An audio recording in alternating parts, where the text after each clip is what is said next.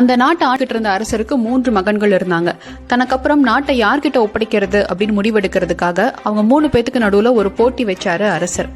அதன்படி 3 பேரும் காட்டுக்கு போய் ஆளுக்கு ஒரு சாக்கு நிறைய 2 வாரங்களுக்கு தேவையான உணவுப் பொருட்களை கொண்டு வரணும்.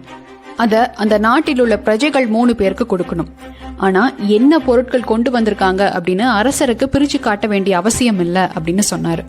அதன்படியே 3 பேரும் காட்டுக்கு போனாங்க.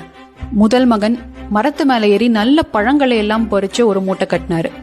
2வது மகன் மரத்து மேல ஏறதுக்கு சோம்பேறித்தனப்பட்டுட்டு அங்க கீழே விழுந்த பழங்கள் எல்லாத்தையும் எடுத்து ஒரு மூட்டை கட்டினாரு.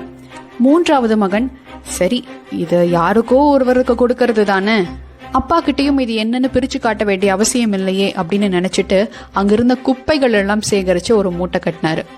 அப்புறம் 3 பேருமே தங்களுடைய மூட்டைகள் எடுத்துக்கிட்டு ராஜா கிட்ட போனாங்க. அப்போ தன் மகன்களை பார்த்து ராஜா சொன்னாரு, நான் சொன்ன பிரஜைகள் வேற யாரும் இல்ல, நீங்க தான். நீங்க கொண்டு வந்த மூட்டைகள்ல இருக்கிற உணவுப் பொருட்களை நீங்க தான் 2 வாரத்துக்கு சாப்பிடணும் அப்படின்னு சொன்னாரு. நல்ல பழங்களை கொண்டு வந்த முதல் மகன் அந்த நாட்டிற்கு அரசன் ஆனார். மத்த 2 பேரும் என்ன ஆனாங்கன்னு நான் சொல்ல வேண்டியதில்ல.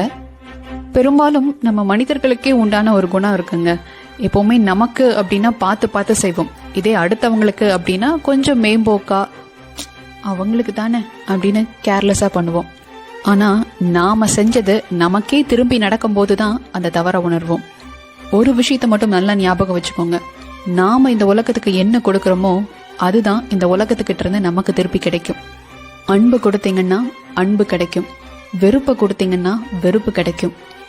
அதனால எல்லோருக்கும் நல்லதையே செய்வோம், நமக்கும் எல்லாம் நல்லதாகவே நடக்கும்.